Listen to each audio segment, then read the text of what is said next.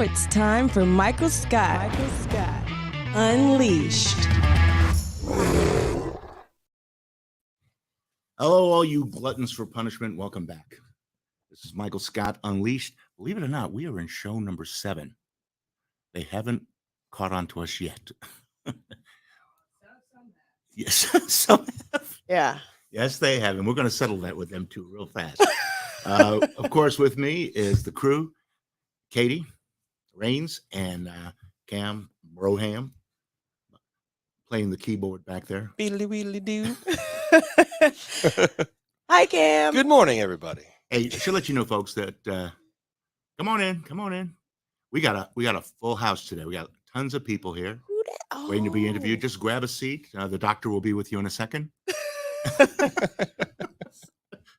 All right. No, seriously, Willie, just grab a seat. Next to space from over there. No, but really though. Yeah, no, seriously, man. Seriously, just grab a seat. Hey, you know what? Cam is with us through Hurrdat Media, and I want to thank Hurrdat Media for really supporting this show from the start. I also want to thank the church lady came through this week in supporting us too. Yes. So thanks to her. Thank you, church lady. Hi, kid. Marianne. I am without my laptop. After last week's show, I got home and the thing just kind of like went and just shut out. Wouldn't let me in anymore. So I'm dealing with a phone here. But I guess that's what happens when you're using a laptop that's Windows 2. Working without a net. Yeah. Working without a, and speaking of working without a net, don't compare me to what you see like on MSNBC or Fox or CNN. These guys are reading prompters, okay? I'm just like talking off the top of my head. Straight off the dome. Right up. Let me get my dander up, okay? But yes, want to thank them.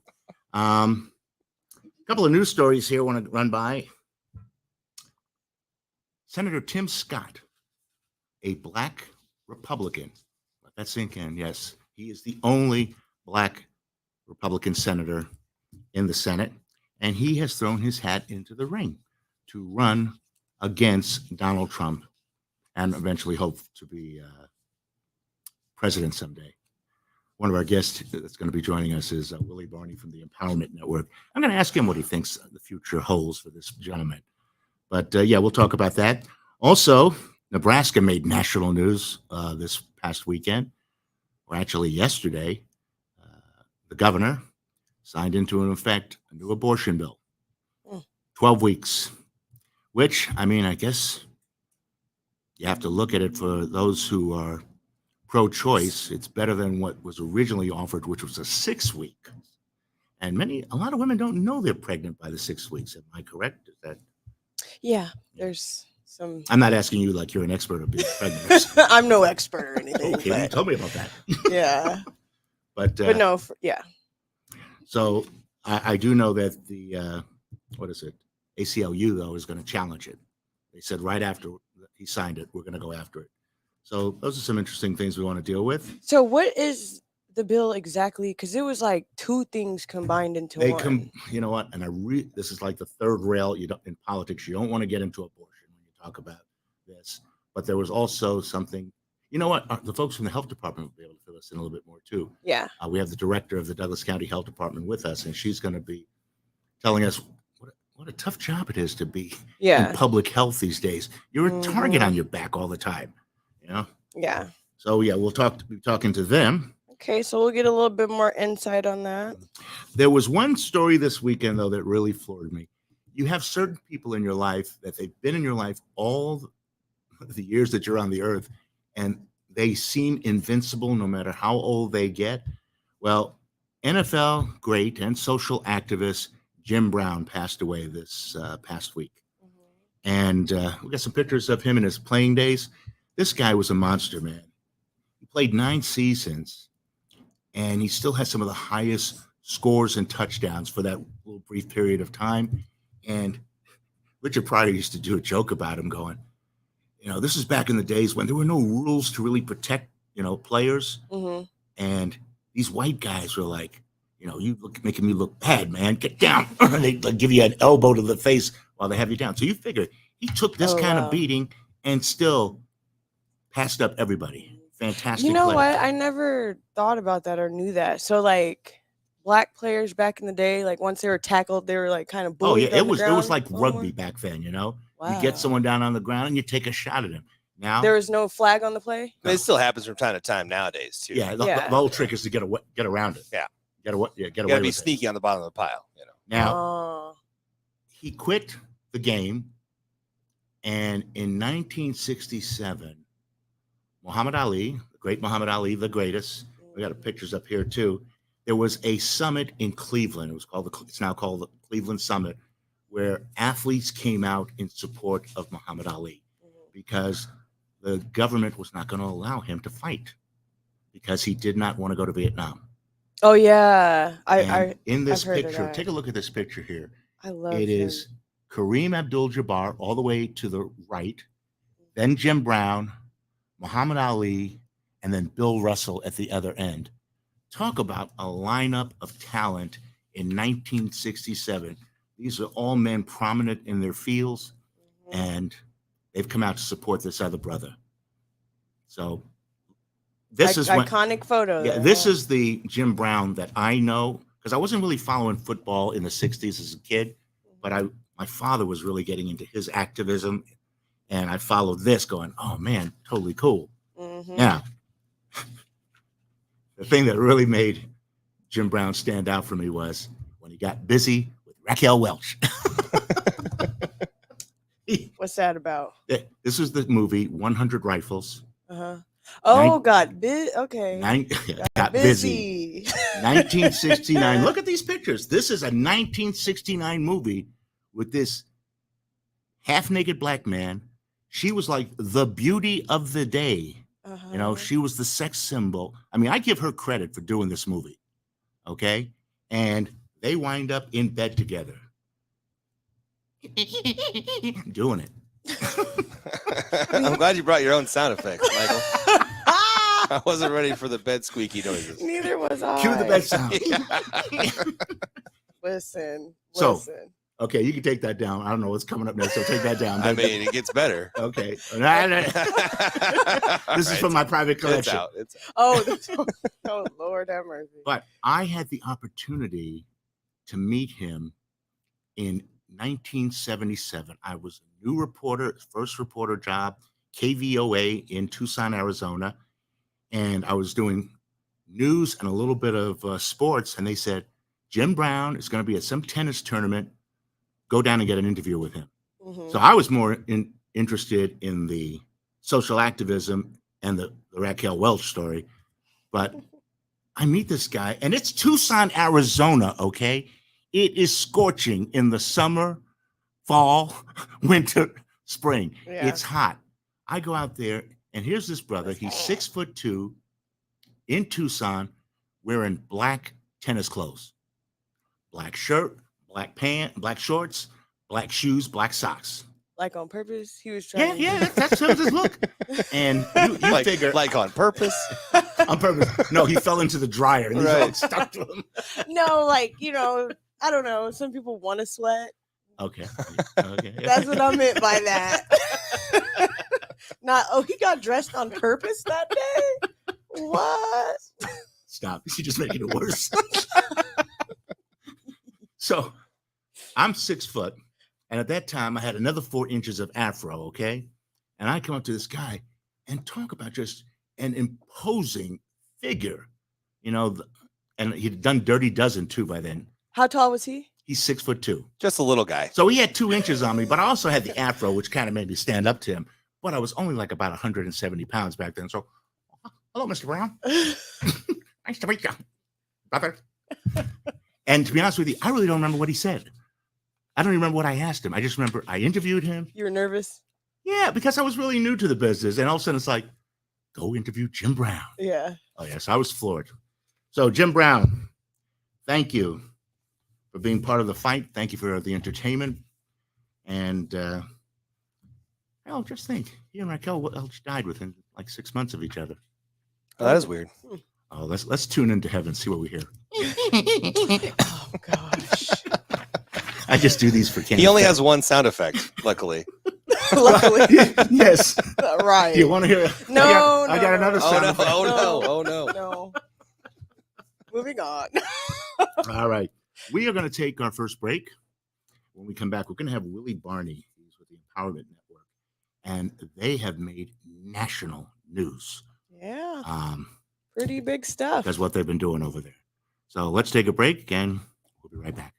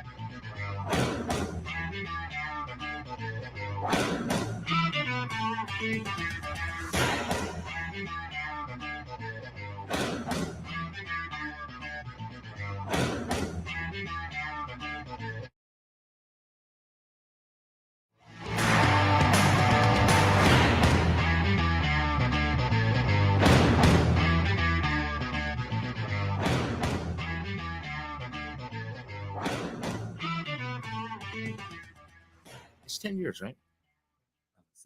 16 years. Lord, Can you believe it? yeah. Hey, everybody. I got Willie Barney here. He's with the Empowerment Network. He's the president. This agency has been around, as you just heard us talking about, 16 years, and it has left a very strong mark on the community, and it's been acknowledged inside the community and outside the community. Willie, for those not familiar with the Empowerment Network, please give someone a thumbnail sketch of what it's all about. Yeah, sure. Thanks, first of all, Michael, for the opportunity to be on. It's unbelievable, 16 years. So when I moved to Omaha 23 years ago, worked and started to gather information about what was going on in the city, all the great things about the city. But it didn't take very long to realize that North Omaha, and specifically African Americans, were not participating in some of those great things. You know, there was a 95% graduation rate, but ours was 50%. Gun violence in North Omaha was going to an all-time high. So in 2006 and 7, I basically got in the car and started talking to people about what was going on and how we might be able to come together. And could we build a bottom-up plan instead of a top-down plan, a bottom-up plan with the neighborhoods, with the residents? And that's what we did in 2006 and 7. We formally launched in 2007 with the goal of reducing gun violence, increasing graduation rates, reducing unemployment. And so the Empowerment Network doesn't do all that work. We bring partners together. So since those original days where 3 people were in the room to now well over 500 plus organizations that we partner with, align with, and work together. So those agencies, organizations, businesses, health department, mayor's office, city council members, we all work together in alignment to move the dial. And what we've been recognized for is the collective work and collaborative work that it has had an impact. Fantastic. I've been trying to get this guy on the show for about a month. In fact, I teased him when he walked in and I said, "Man, you make me feel like a bill collector chasing you down." I but was running. but it makes sense because something really huge has been in the works, and it all came to culmination last week. Yeah, we about 5 years ago, the Obama Foundation came in and did an initial look at the work that we were doing, primarily around graduation rates, unemployment, and then our program called Step Up, where each summer we hire anywhere from 400 to 700 youth, place them on jobs all around the city. So they read about it on paper, and there was 250 plus cities that applied for this seed grant, and they sent people here to kind of see, are they for real? Is this really happening? Where you see a reduction of 70% in gun violence, you see graduation rates go from 50% to 80%. So they came to see, and that was in 2018, almost right before the pandemic. So they made an initial $50,000 grant in 2018 just to get us started, and said, we'll check back with you over time. So they stayed connected with us. Out of the blue, Michael, about 2 months ago almost, I received a call on a Sunday night at home, and I'm looking at it, I'm like, Chicago. Okay. You thought this was a joke. Yeah, I was like, Chicago, it's like 8 o'clock at night. Chicago, I'm trying to watch a basketball game. But they called and said, hey, we've taken note of some of the things that are coming out of Omaha. And do you mind if we come and visit next week? I think the Obama Foundation is coming in next week. Okay, let's get things together. But we couldn't say a word about anything. The visit, we couldn't say anything about what was happening. All the data, they were reviewing it. They were talking, looking up and down at what was happening, meeting some of the partners. And not too long after that, they called back and said, there's additional data that we need, but you're being considered as one of 4, maybe one of 3 in the whole country out of 250 cities to be recognized as a model community. And so, and you were afraid to come here and sit with me because he'll make me talk about something I don't want to talk about. Right, and it might slip out. No, but yeah, we couldn't say a word. It was embargoed, signed a non-disclosure. We couldn't say anything, and we had to hold it for 4 weeks. Does this get you a little bit of this? It does. So we went from a $50,000 initial investment to now we're one of 4 cities that will receive a $800,000 investment. To basically what they've recognized is, through a lot of collective work, collaborative work in the community, there's been a 50% reduction in gun violence over time. And really before the pandemic, it was 60%. And so what they want to see is the work that we've done working as a collaborative through Omaha 360 and Step Up. Can we go further upstream and look from early childhood to 3rd grade to high school careers, and really become one of the first cities in the country to hit on all 6 of those indicators? On that Sunday night when you got that phone call from Chicago, I thought you were going to say it was Obama. Not yet. Not yet. I want to talk to you. Willie? It was the executive director over My Brother's Keeper. And so they're really focused on boys and young men of color. So it wasn't Obama on the phone that night, but we found out along the way that I would have the opportunity to be on stage with President Obama and actually be interviewed by him. So that was unbelievable, really. And to Do be you at really that point. remember the whole experience, or your mind went blank? And you had to go look at the video. It's great to see it, and there is a video of the conversation, and we had to do a 5-minute overview of what we were doing.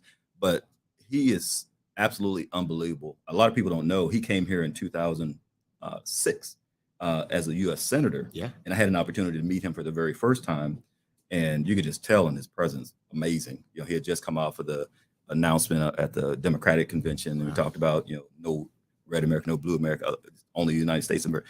And so to meet him then, and then actually be on stage years later, it was just absolutely unbelievable. He has not had the good fortune to meet me yet, so that'll happen soon. However, I found out this morning that we are using one of your programs, the Step Up. Explain, awesome. Katie. Awesome. Katie told me, goes, oh, we're doing. They're working with us. Yeah. So we applied for your Step Up program to get Awesome. some interns helping us with this show Yeah. here. Yeah. And that's what's amazing is the partners all around the city from all types of different occupations, where our young people are getting exposed to radio and television and media. And one of our young men that we took to Chicago with us, I've known him since he was in 3rd grade.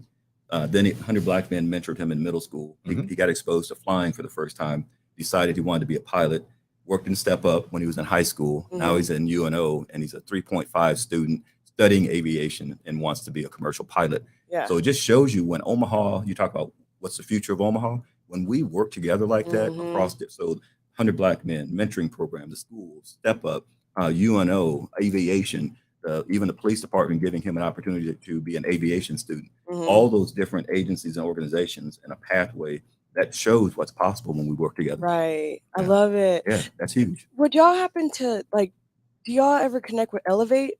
Because we were talking to Elevate. Oh yeah, we had some folks on from last week. Elevate as guests. Elevate Omaha. Is that the entrepreneurship initiative? No, it's basically helping young people. It's like a cultivation program that helps the youth as well. Yeah, they had a We haven't connected with 19-year-old them here yet. on here that just blew our socks off. Yeah. And with one of the advocates, so basically an advocacy group for young people. Yeah, maybe I we'll could have to make just sure we get see- connected. Right. Yep. Awesome. But thank you for doing that. Thanks for bringing some of our young people, because you Mhm. never know who the next person might be sitting in this chair. Right. Exactly. And that's the thing too. I find in Omaha that there are a lot of people trying to make change. Yes, And sometimes we need to get on the same page. absolutely. When- Absolutely. When I worked in Kansas City as an anchor, I got invited to a MLK function. And while waiting, it was at some church. And I was talking to the pastor and I said, you know, each of you guys have your own little MLK thing. How about just all of you get together and do a big weekend? Yeah. And when he introduced me to the rest of the ministers, he goes, oh, and here's Michael Scott. And he's got some thoughts about it. And I'm going, what? Wait. And what happened was 2 years in a row, the station sponsored it. We won all kinds of civic awards for it. It just became a big deal. Maxine Waters was our first guest, for the big dinner. So, yeah, I mean, there's something like that needs to happen here sometimes where we all need to get on the same damn page. But a lot of times egos get in the way. I notice that. Absolutely. Like with things on 24th Street. You know what I'm talking Oh, about. yeah. Oh, Oh, yeah. well, that's what she says, and no, that's what he says. And it's like, guys, we want to make this thing work. So get on the right page. Yeah, I was just talking to somebody over the weekend. We've had a number of guests come into Omaha to learn more about what's going on here. Mhm. And I told them last week, I said, we're in a really sweet spot right now. We have a unique opportunity to really show what's possible, because we've done it before. And even on 24th Street, to think about all, because sometimes you hear people saying nothing's happened on 24th Street. I'm like, wait a minute, are you serious? You know, you don't see the Fair Deal, you don't see the Union, you don't see the new theater, you don't see with Carmen Tapio's project that's coming up, you don't see you don't see all these things if you start to really pull back for a minute and look at what is actually developing. It's absolutely, and then to look at it together. And as we push forward on the economic recovery dollars and making sure that they're aligned to push and accelerate the progress, there's unlimited opportunity for us. We just have to stay connected and stay aligned on that. When I moved back to Omaha about 13 years ago, I got to meet Dick Davis Sr. And we talked for about an hour about what his vision was. And I said, you know what y'all need to do? You need to get some kind of streetcar running up and down 24th Street, which will get people's parking at one end, and they got to pass all these shops at the other end, you know? Right, And he absolutely. goes, Yeah, Doesn't he yeah. have a? It's a bus, but it's almost like a trolley system. But basically he does the tour, and he's overwhelmed by the number of people that want to know more about 24th Street and the history. And so it's unbelievable. People from all over the country coming in I was to gonna participate and take the bus ride and stop along the Fair Deal and stop at Carver and stop at different locations around. So it's really happening, and people again are coming from all over the region just to know and learn more about 24th Street. About Is 21st our Street, fantasy to get yeah. us to be like 16th Street in Kansas City? Yeah, your 18th and Vine. 18th and Vine, excuse me. 18th Yeah, and Vine. yeah. You know what's interesting, Michael, having a chance now to travel to Tulsa, Black Wall Street, 18th and Vine. There's a lot of synergy around those historic Black business districts and arts and culture, and bringing that fabric back. That there's a lot of conversation, and there's some more development starting to happen. But yeah, I can see that happening at 24th Street. Yeah. And 30th Street has some large scale development. So there's some really positive things that are going on, and we just want to keep pushing it forward. But arts, culture, music, entertainment, media, that's what we're about. Food and culture. Yeah. And there's no better place to do that than 24th and Lake. And we were we can- talking Go to ahead. Culture House last week too. Yeah, Culture House. Yeah. Right. Yeah. But I'm with you. That narrative just needs to stop. 'Cause Absolutely. at this point, it's just something that's being regurgitated. That's not true.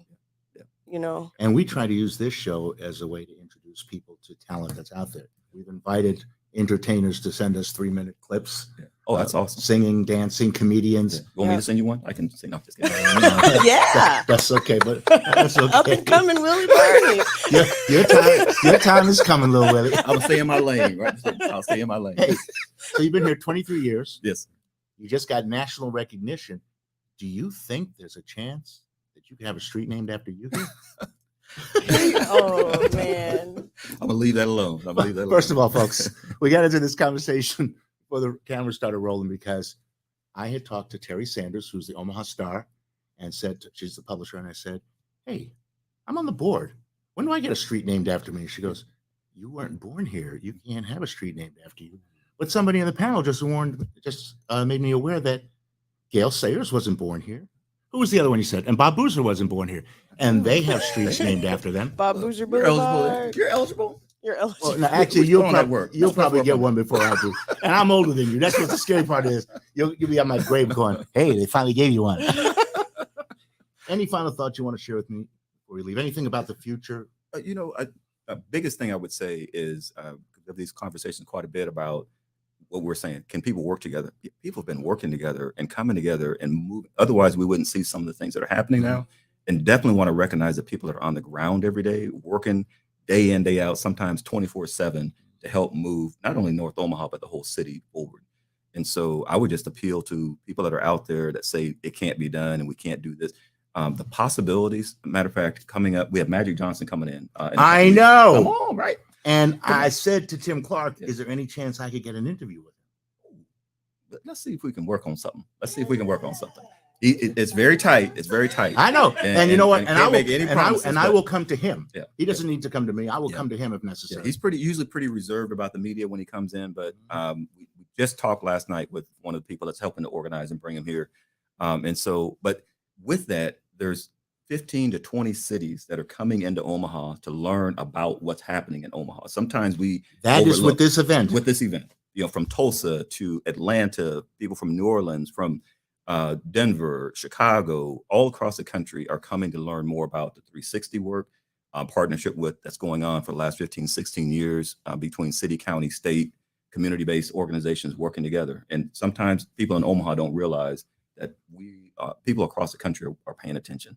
They're paying attention to what's happening here. Not to say that we have it perfect. We still have a lot of things to do and get done ourselves, but they're recognizing something unique is happening here in Omaha.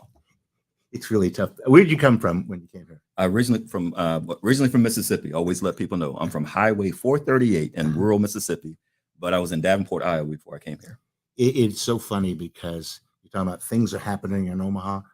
I'm from the East Coast and I've lived on the West Coast, and my friends are like, "What are you doing there?" Right. Omaha. And when I went to Entertainment Tonight, they'd be going, "Iowa, right? Ohio, Utah, yeah, Ohio. no, Omaha." Yeah. And great things are happening here. I told my dad when he came out here, and he goes, "I like this place. It's a nice secret." Yeah. So, but I think the secret's being discovered. We will people definitely are keep in beginning to touch with you recognize. as we lead up to this event, and may even have you on again to give it a pitch. Okay. I appreciate it. So we have, Omaha because of 360. the conference, we typically meet the second Saturday at North High School and sometimes at Metropolitan Community College. So that's a community forum that's open. And then we have Omaha 360 every Wednesday at 2:00 at the Village Empowerment Center, 52nd and Ames. Okay. And I'm supposed to be on there. Yeah. I haven't made it in a while. He was there for a minute. What happened to you? Yeah, come on back. Come on back. Come on back. Come on back. There's a place for you. There's a place for us. All right. All right, Thanks a lot. Thank you. Hey, we're going to be back with the folks from Douglas County Health Department. So please sit tight.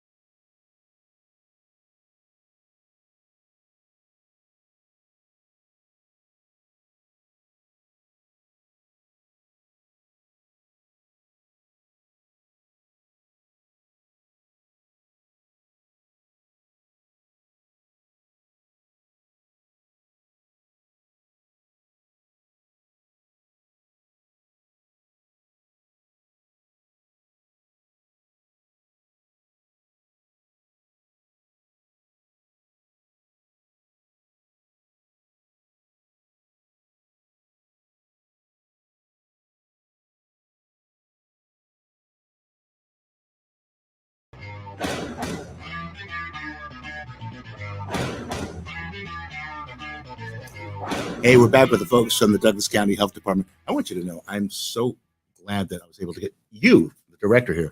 I knew I could get him here, but he helped me get you. A lot of different places. and reverse. We have Phil Rooney with Douglas County Health Department and Phil Rooney's boss, Lindsay Huse. All right, Lindsay. How long you been doing it now in Omaha? Just coming up on 2 years. Is it coming up on 2 years? It is really tough to be in the public health business these days. I remember growing up, especially in a big city, the Department of Health said something, it happened. And no one was going to question him. No one was going to fight him in a school board meeting about whether we have to wear masks. Keep in mind, 1947, New York City had a smallpox breakout. And within a month, 6 million people plus were vaccinated because people took it seriously. And there was only 2 deaths. But they said, nope, we've had it one before in the 1800s. We know how to shut this down. What's it like being in this business right now when there's a target on your back, it seems, all the time? You know, it is tough. It is also very rewarding to get to serve the community that you live in.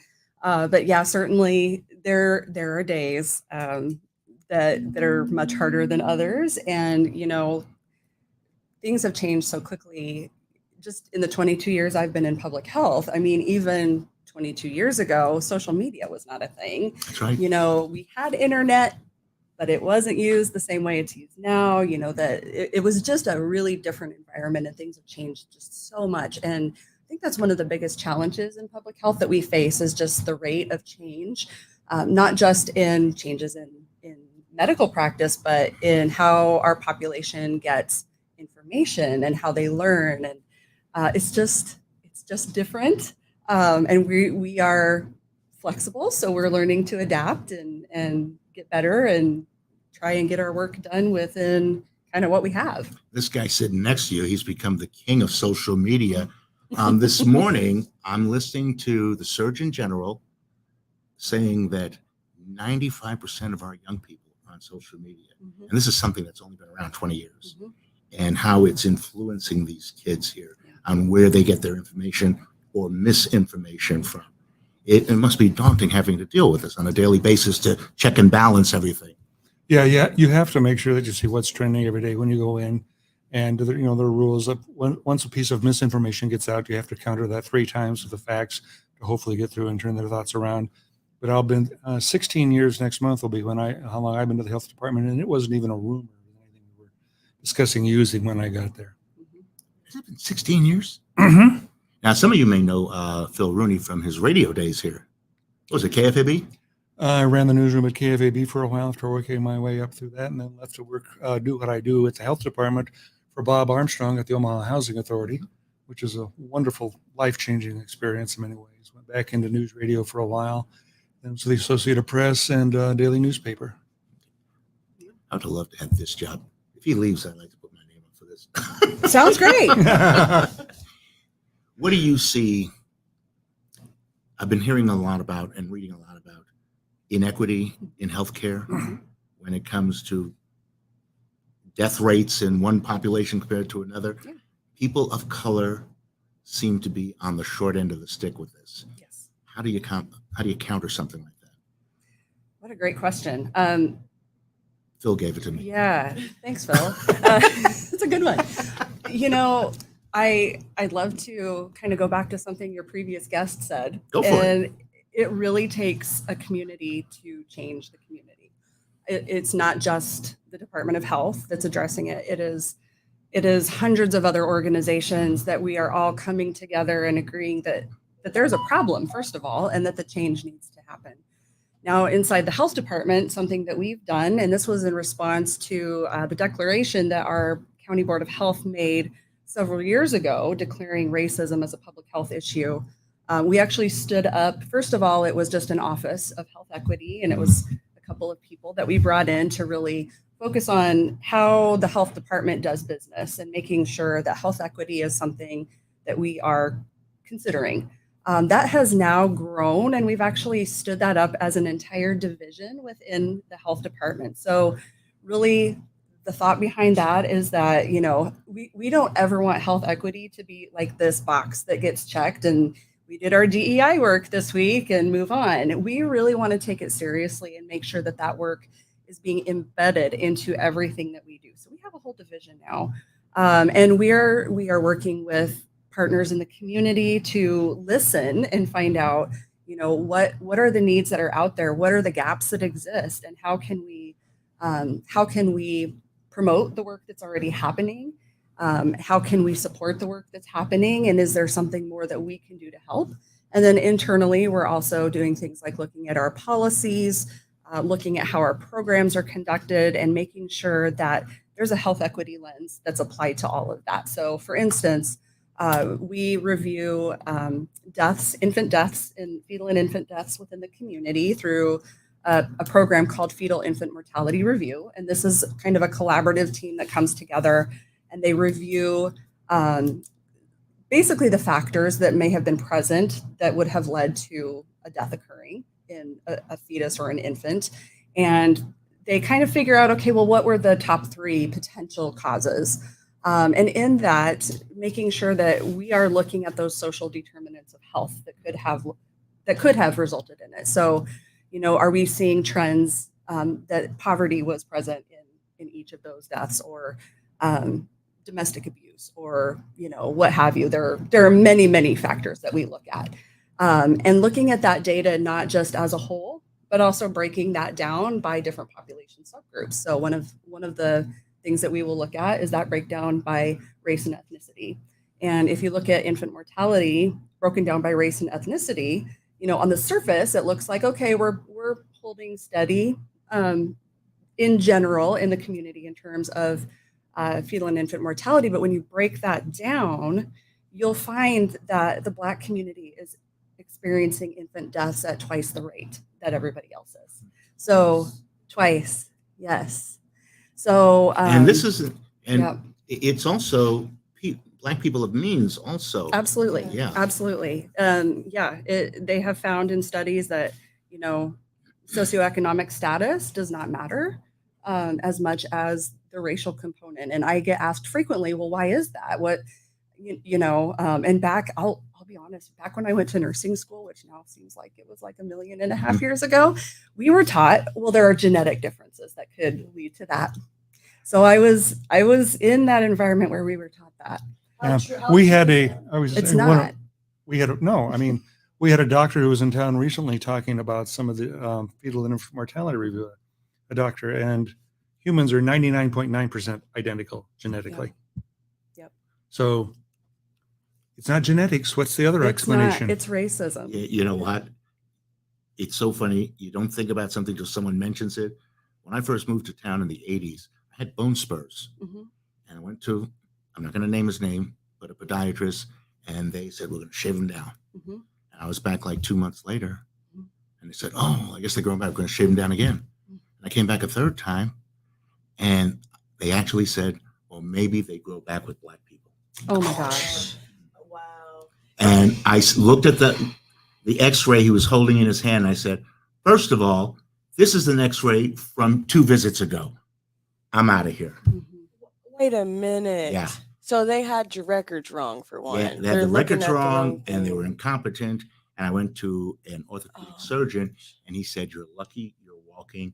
They were chopping into the joint of your toe. You know what? That's happened to me before. I'm not going to go into the specifics of let's not what get it into was. lawsuits here, but No, but it was older records that they were looking at, and they're like, "Oh, you grew this back." I'm like, "No, I didn't." Like, I mean, I'm pretty magical, but no. But I have a question for you. So, when it comes to those infant mortality rates being twice with Black women, I've heard the narrative, and I want to know the statistics on that if you know it. I have heard the narrative of Black women being treated a certain way, and when it comes to when it comes to pain tolerance. Yes, I know where you're going with that. Yeah. What's that about? That is such a good question. And I don't have the statistics in front of me, but I know that there have been many publications that have pointed to the pain of Black women not being taken as seriously as a white woman's pain. So you think about somebody who's coming in labor. I don't know if anybody in the room's had babies, but there's like a mom radar that you when something's wrong, you know. just know. It's And you may instant. not be able to say why, but you just know. Yeah. And, a Black woman saying something's not right isn't taken as seriously as if a white woman was saying the same thing. So that in does some contribute instances. to that, though. Absolutely. Absolutely. That's, Wow. That's kind of the, and I'm not saying that people do that intentionally necessarily, but there are definitely, implicit biases that people hold and probably don't even realize that they're doing. Just because you have a medical degree doesn't mean you can't be re-educated. Absolutely. And that's the problem. If you're not learning every day, you are dead. In fact, there was an article, I think, in the Journal of the American Medical Association last week about the impact of stress on Black lives. And, I know enough from socializing that you and I walk into a store, we're not going to be treated the same. And that's something you and other people that look like you have to deal with every day that I don't. And stress hormones damage you over the course of time. And that's a trauma. And it can be passed along. It's a trauma. Yeah. And you'll probably, I might be letting the cat out of the bag just a little bit here. Oh, do tell. So one of the things that, as we're talking about our community health improvement plan that will be put out here in the next month or two, so our big overarching priority remains mental health. And one of those kind of strategic priorities under that is really understanding trauma. And one of the tools that is used in the community to kind of understand the traumatic things that have happened in childhood is a tool called ACEs. And it really looks at these different kinds of traumas that could have occurred or been witnessed by somebody when they were a child. And, growing up with those traumas creates additional stress and can lead to mental health issues. And we were just talking about this in our writing work group yesterday, that ACEs does not include discrimination as one of the factors that is considered. So this tool was developed, I don't know how many years ago, but it's been a long 1950s? time. Probably not quite that old. I want to say like maybe 20-ish years ago. I think it might have come out like 1997. I guess that's longer than 20 years, isn't it? So what's not included in it? So discrimination is not included Discrimination. so it's looking at things like have you witnessed or been involved in domestic violence? When you were a kid, did you encounter abuse? Questions like that? Yeah. Discrimination is not included in there, and I would argue that discrimination, especially as a child, is especially damaging and is a trauma that occurs a lot in our communities of color, and is something that people need to understand. That it's not just when people make comments or a remark, it's not just a one-off comment. It's something that is potentially damaging, and when you have systems in place that kind of foster or allow those mindsets to exist, the system is just going to continue to produce more trauma. What does ACEs stand for? Oh gosh. Average adverse childhood experiences. Thank you. That's why we keep them. He keeps me out of trouble a lot. Hey, I should let you know, and also Willie's still sitting here. We invited the mayor to be on the show, and she said she will. That's great. So, and she's going to take Q&A. Wonderful. So we just have to work it out on the schedule. Happy to hear that. Let's grade you. Oh gosh. It's like this is new. You came into this job the world was upside down. It was. Your predecessor, I think, that retired earlier. Probably. Surprised it hasn't retired all of us earlier. I watched her age like in a matter of a year. How do you grade your agency for handling the last 2 years? The tail end of COVID? Yeah. Gosh, that's a loaded question, isn't it? Yeah. That's why I get paid the big bucks. Paid the big bucks. Should have known. I was going to be in the hot seat, huh?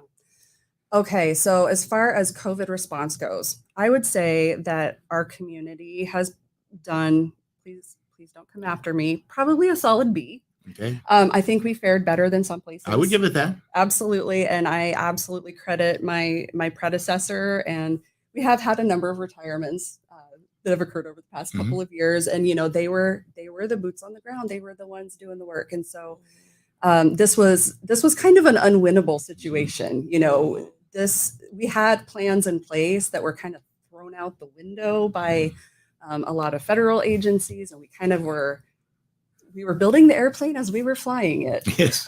In many instances, you know, and by the time I came in, of course, the public was just really done. They didn't want to hear anything about COVID so much. They were anymore. exhausted. They really were, and we were too. And so, were there things that could have been different? Oh my goodness, yes, absolutely.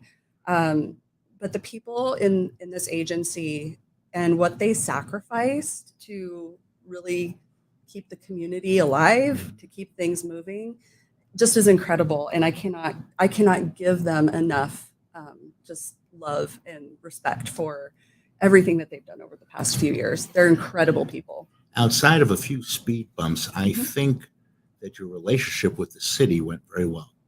Thank you. Yeah. Yeah. We had You know, there was someone who was always going to be a pain in the butt. That's normal. But most of the city said, let's get this done. Yep. Anytime you're in a leadership position, especially one where politics is involved, you're not always going to agree on things. But, and I know that people not everyone agreed with some of the things that I did, and that's okay. But yes, I would say that we weathered that storm fairly well. Yeah, to be honest with you, I really cannot think of you taking any flack for some policy that you initiated. I mean, where it really came down hard, like it did your predecessor.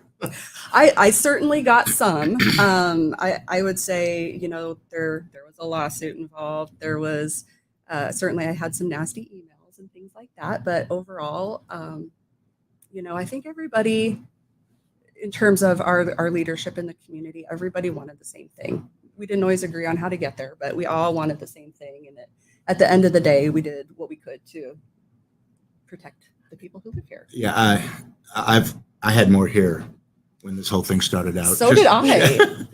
He had dark hair back then too. I heard that. Yes. Yes. Your hair was a lot darker back then. Yeah, in a few hours it could be if I stopped by the store. Yeah. I had more hair and a lot fewer of these things, and these little lines weren't there, and it's all good. You're a baby. Shut up. We You're a kid. We just went through something historic. I mean, when you think about it, I mean, yeah, it was really hard.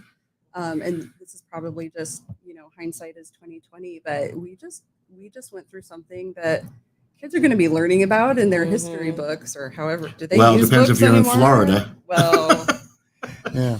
I mean, and it isn't over. There's still 50 people in the hospital today with COVID. Yeah. We still get 80 to 90 new cases a week. There are 100 or more people a day dying in the country from COVID.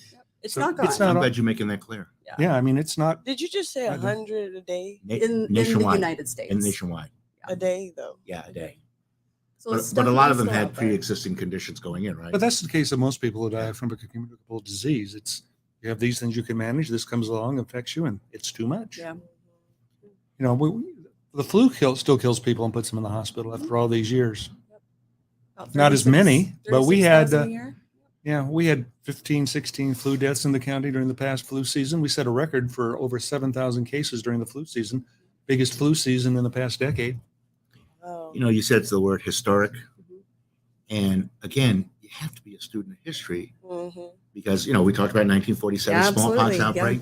But listening to parents losing their mind in a city council meeting or a school board meeting because little Junior is going to have to put a face mask on. Mhm. When I look at pictures from World War II England, when 3-year-olds and 4-year-olds have gas masks on, you know, you have to step up. You have to be responsible for yourself and your community. Well, and that's where that fighting misinformation and disinformation comes in, because I don't believe that people are being ornery to be ornery. Mm. You know, I think they're getting information that they truly believe is true. And so then they see other people saying, no, do it this way. Mhm. And they don't necessarily know which one's right. And they're gonna at some point pick a side, pick what they believe to be true. Unfortunately, it's not always science that they're choosing, and I wish that was the case. But even science is learning, and Mhm. people didn't understand that. Yeah, information is changing daily right now because we haven't encountered this before, and science is truly learning every single day. As health And official- and then people wanted things to be a silver bullet. A mask helps on the margins. It's going to make this many less people sick. Vaccine will make you less likely to be severely ill. It's not a perfect silver bullet to keep you alive, but you look at the statistics over time, it kept a lot of people alive. How do you guys feel watching the demonization of Dr. Anthony Fauci? Oh, Dr. Fauci. Yes. Fauci, You know, I'm glad you asked that.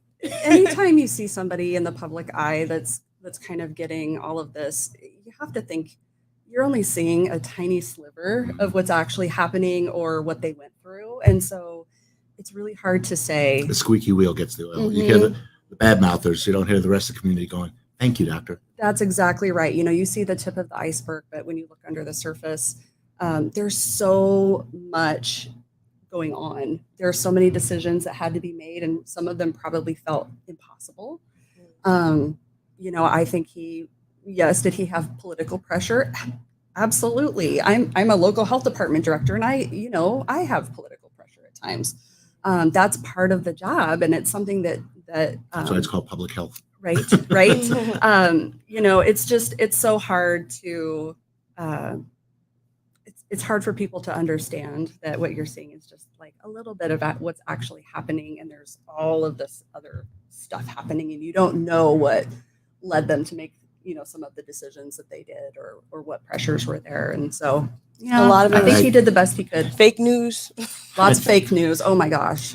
Yes. Getting you And to- it's difficult to communicate complex ideas when ideally you communicate no more than three thoughts, 3 points in 9 seconds, 27 words or less. That's what research has shown. This is the best way to communicate to people, and try and communicate scientific knowledge in that area. But you got to understand, though, 1947, TV was just a blip on the screen. Mhm. Radio was the thing, and they got 6 million people to do the right thing Mhm. in a short period of time. No fighting, no lawsuits, Mhm. no screaming at city council members and terrorizing them at their homes. They stepped up and did the right thing. Yeah. Listen, before I let you two out of here, any final thoughts you want to share with me about the future of the organization? Or you want to talk? You and I have the same notes. He sent to I Peter. know. He said, I'm looking over going, I she's know. got the I'm same look- notes I I'm have." looking at I bring him two too. phones for all my Yours notes. were modified a little, Michael.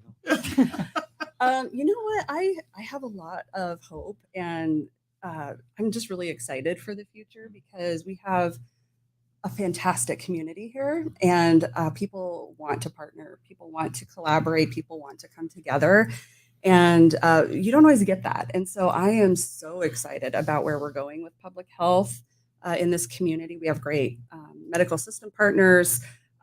We have some amazing new leadership in the health department, you know, great, fantastic ideas for, hey, you know, I think we need to go here down the road. And so I'm just really excited Are about you where we're folks going. partnered with Charles Drew? We are, yes. Yeah, because you're talking about mental health. We had a Mhm. mental health segment a few weeks Mhm. ago with their expert and another woman from South Carolina Mhm. joined us, and they're going to sponsor a show Oh, fantastic. because they want to be able to use us as an outlet to get the Yeah. message out. Absolutely. Yeah. And we're trying to be as nimble as possible about how we also get information out. So if we can ever help you get information out, or if I can task this guy here with, Did you write that Calling down? you. Katie, did you write that down? That was a promise. if you if this guy can We got it recorded. get you to let us come back and Oh, no problem. No problem. talk about other things going on. I think Actually, this he's is the great. guy who's got to battle all that misinformation. We got to get him a raise. Yeah, I'm working we for you need- here, Paul. I'm working for you. Buddy, He should get a sainthood, really. happy hour. What time? Guy lives for happy hour. Listen, thanks for the two of you coming on. Absolutely. And I'm so anytime. glad because you had introduced me to her briefly once at a county Mhm. meeting, and I'm really glad I got you on the show. Yeah, me too. This was wonderful, and happy to come back if there's anything else you or your audience would like to hear about. All right, sit tight. This is real fun because we're gonna have a message from our sponsor after all this health talk. It's Cracklins Nice. pork rinds. Let's take that, and we'll be right back.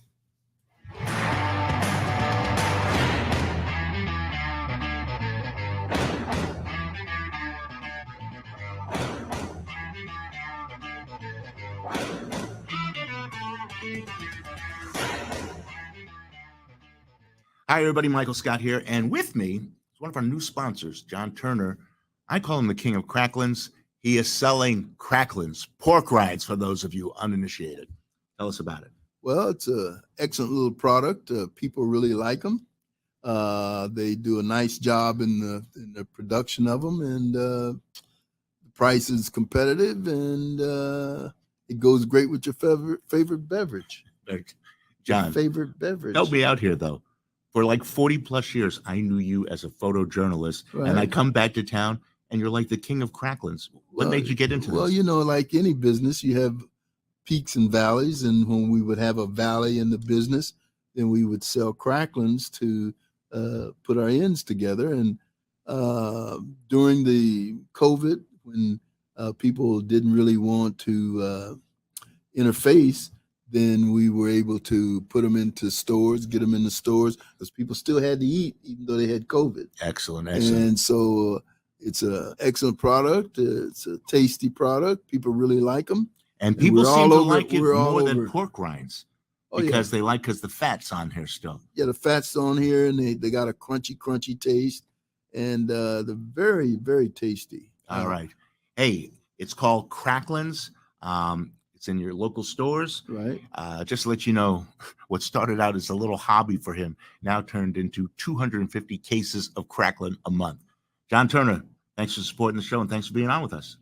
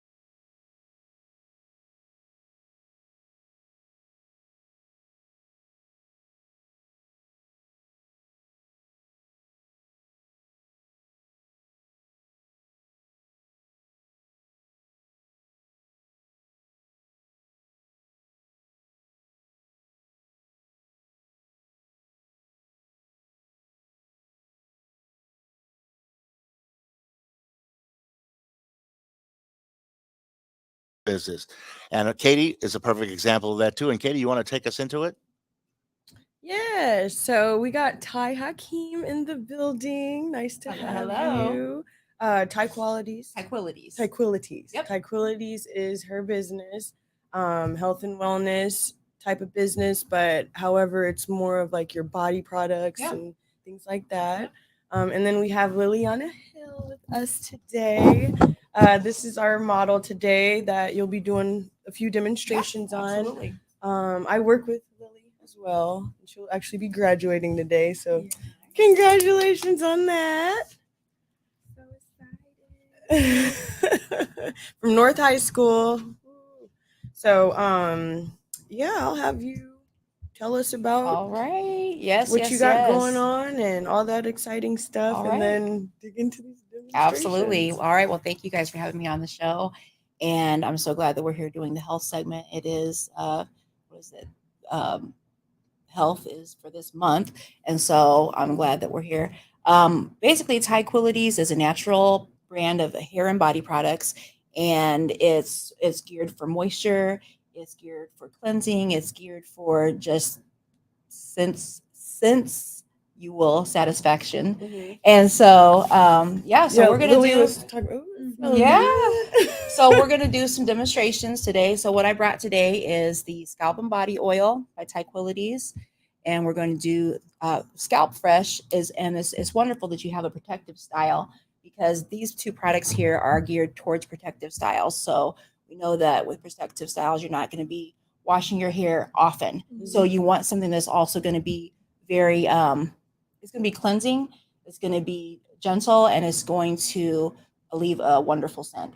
So if you're ready, we try this. So we're going to try the Scalp Fresh. So that's the Scalp Fresh. The Scalp Fresh. Oh, and before we try it, it's made with witch oil. With witch hazel. Sorry, witch oil. So wait a minute. Wait, what you gonna do to me? I gotta go to graduation. No, witch hazel and aloe juice. So those two, the witch hazel's for cleansing and the aloe is for moisturization. Yeah. So let's put this witch oil on your hair, girl. Come on. No, it's just kidding. So just put it right on the scalp. Ooh. And what this does is it helps cool the scalp, and it helps give it a nice fragrance. Look, she And about it's to cleansing. fall asleep. Okay. So this product, like I said, is very good. It's cleansing and it's moisturizing. So you use that. You can use that all over your scalp. And then to follow up with that, to give it a little bit of extra moisture, we have the Scalp and Body Oil. So you use this, just put a little bit right on your scalp. And it's so good, especially for protective styles, because you can get right onto the scalp with no questions asked. Nice. So, yeah. Does that feel good? It does. Feels good. So I'm gonna actually. So I know that you were supposed to take this home, but since she was the model today, we're gonna let her take it home so she can try it, and then I'll get you some for yourself later. So, all right. So we're gonna try the sugar scrub. The sugar scrub is a wonderful product you can use in the shower, and you can actually use it at the sink for your hands if you cut onions, or you're cooking it and it leaves a fragrance. This is a great product to get rid of that and give you some extra moisture. This is a brown sugar scrub, Michael. Brown sugar. Yeah, scrub. I'm sure you're gonna get to try this too. Brown sugar's So- better for you. Brown right? sugar is Or- the granules are a little bit smaller, but this has a mixture of white sugar and brown sugar. So, all right. So what I'm going to have you do, I'm going to do some work here. So I'm going to have you put your hands up here. Okay. I'm going to wet them just a little bit. I can't see what I'm doing here. So, Katie, you may want to help and grab that. Yeah, I was like, do you need some? She got it. all right. So I'm going to put some of this in your hands, and you go ahead and just scrub it. Just scrub it like this. Get it good in between your fingers. It all smells good. Can you smell it? I can smell you all over here. Yeah. Yep. Get that really nice on there. All right. Now just imagine this in the shower. You can do this in the shower, and it's great. Tub, Also, shower. This is a great. Michael, could you grab some of those paper towels over there, please? Ooh, I'm seeing what's going on. Yes. So it's really good. So this is also a really good product that you can use on your face. It's gentle, and you know how you've heard the saying that black don't crack. Okay. Well, for those of you who may need some help, okay, this is gonna be a very wonderful product for you, because you can use it on your face, your skin. Michael, do you want to try it? Can you eat that? You could. I would say you Like, you I could wouldn't- possibly have some issues later. Not that's going to kill you. Well, when she walked but- in with it, I said, "Is that a bottle of brains?" Michael, get over here. You over here at the table. So come over here and get some. So here, let's get Over you here and get some. a statement every man loves to hear, right? Please don't get him started. I I'm know. glad you said it. Please don't Come get him. over here and get some. So yeah, so rub it in. Don't take. Michael, listen, you've already been pre-warned. Go ahead. Whatever happens, it folks. tastes really Whatever good. happens. It's It tastes brown as good as sugar. it smells. Yeah, get it really good. Get it on top. Get it in between your And I got fingers. lotion on. Listen, I don't want my skin to be too dry. No, this is you're gonna be more. great. You're gonna be more moisturized after this than ever. So It's okay, probably really all good I for gotta your say, just feet. wait. Listen, y'all. He about to eat his words. You just told me I couldn't eat it. Your words. Okay, let's get you. Actually, I love scrubs. Yeah. That's why I always like going over to my lady's house.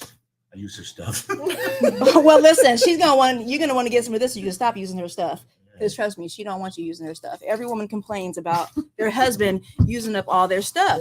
So anyway, And then here is a little bit. You really don't need this after this, but here is a little extra. What is that?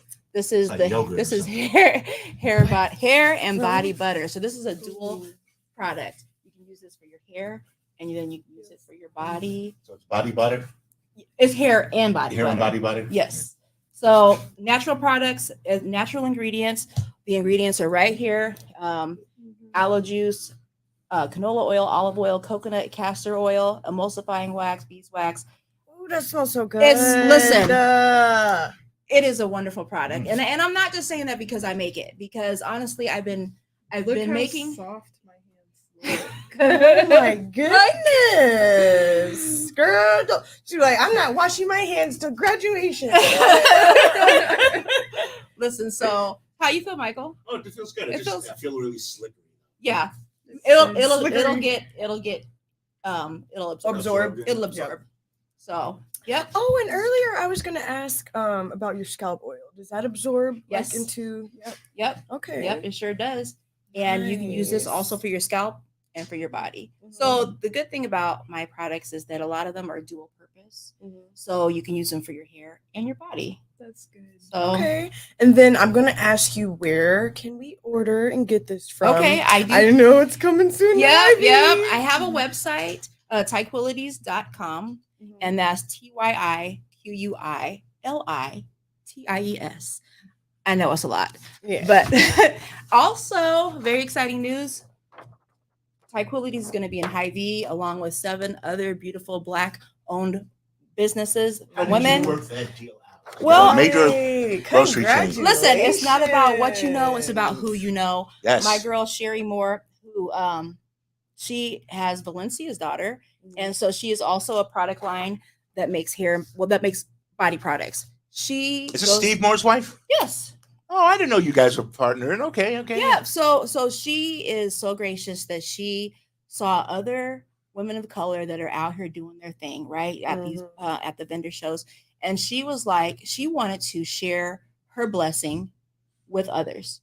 And so she said, look, all y'all coming with me. And so, yeah. Powerful. So there is a young lady that makes prayer bears. There's a young lady that makes candles. There's a young lady that is an author. There's a young lady that sells bags. There's I don't want to forget anybody.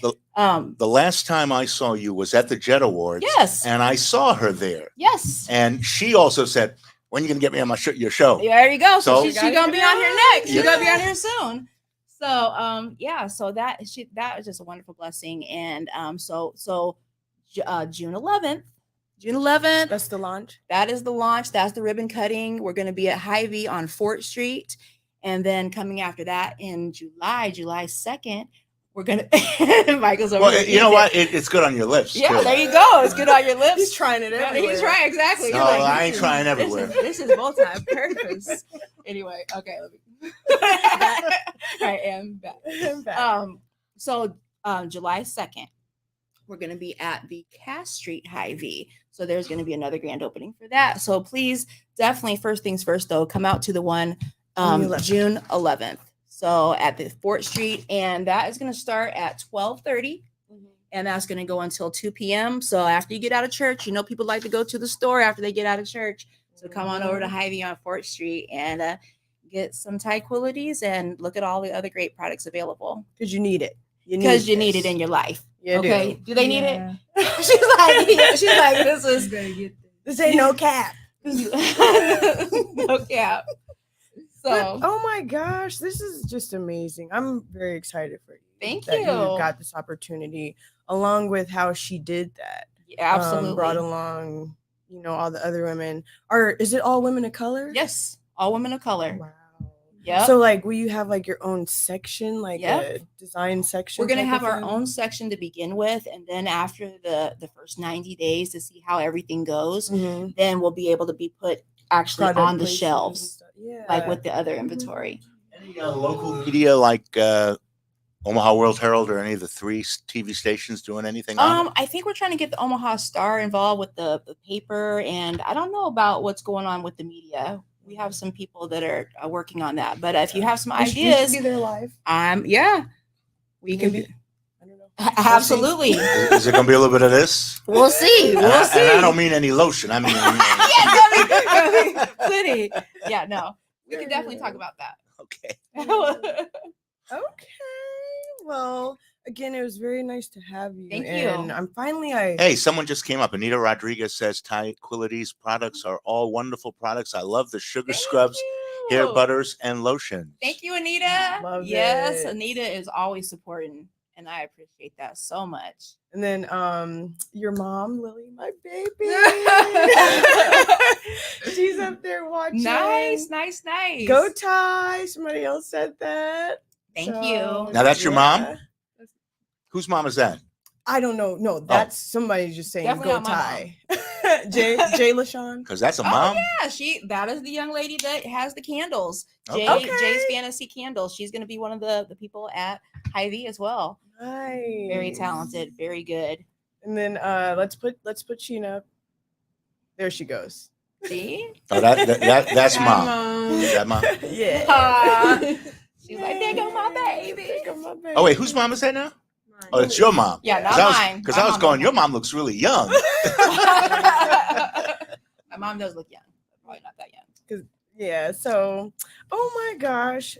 So well, you know, the beautiful. products must work. Because what are you, like 67 or something? Oh, this is 70. I'm not gonna 70. No. But I am a little old. You know what? I'm 50. I'm not ashamed. When you told me you were, look at the reaction from her. Yeah, I'm 50. When you told me you were 50, I said, I thought you were like maybe late 30s or something. No, I have a son that's 32. But then I had to think, wait, I've known her for a long time, so she can't be. Yes. Yeah, no. Sorry. Look at her. She's still stunned. She's in. Lily, we didn't mean to put you in shock. If you want skin like this, I know. Don't we all look then the you've got same? to have this. Yeah. That was great. Do that again. Yeah, if you want skin like this, hey, Tyi. All I see are beautiful beige babes. There you go. Why, thank you, Michael. Well, thank you so much. Yes, for thank you for this. having me. This is the first one, so you made quite the entrance. Excited to Thank use you. this. Yes, absolutely. Hey, we're gonna let you go, and we're gonna take a break. And this young lady has to get to She graduation does. because Congratulations. she's at North High, and you know she's lucky she graduated. Oh snap! I'm just teasing. about it. And you know, she came back at me earlier and she said, "Where'd you go to school?" Well, where'd you go? That's Damn. right. Where'd you go? Hey, thanks a lot, Tyi. Yeah, thank you I'm guys glad for we having finally me. got you in here. Absolutely. And you know what? One thing before I go. Also, my band Brown Sugar Thank you. is going to be at the Jewel on June 3rd.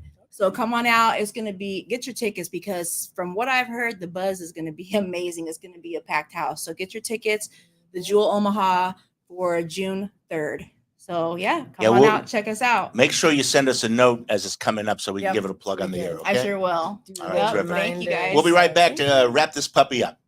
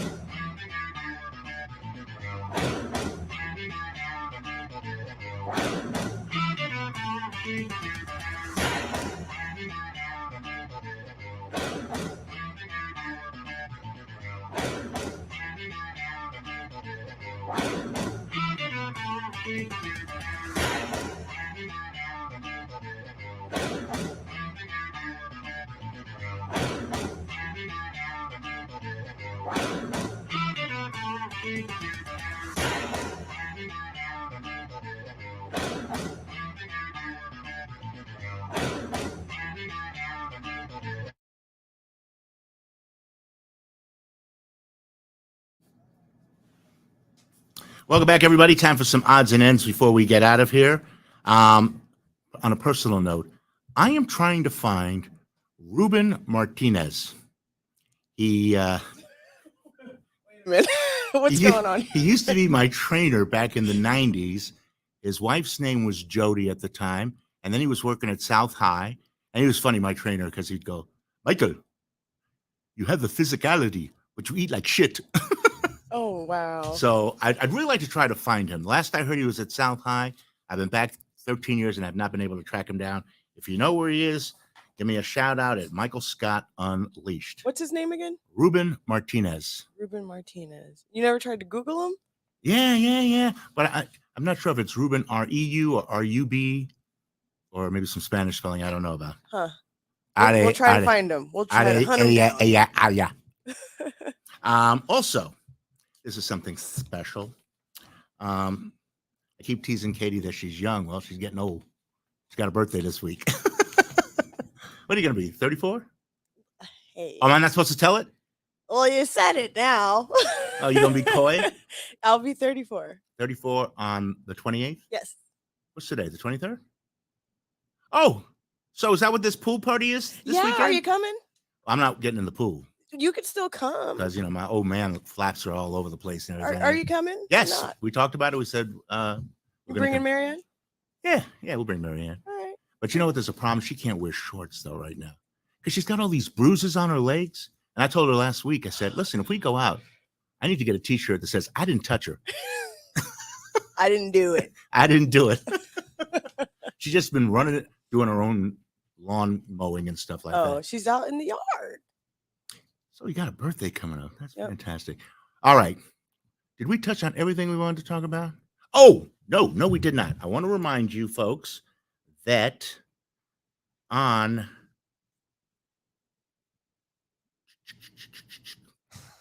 June 10th, there is a thing called the Backstreet Lounge Reunion. And it's going to be at the Strut from 1 p.m. to 7 p.m. That is on a Saturday or Sunday. But anyway, for those of you who remember the glory days of North Omaha, the Backstreet Lounge with Shirley, used to own that.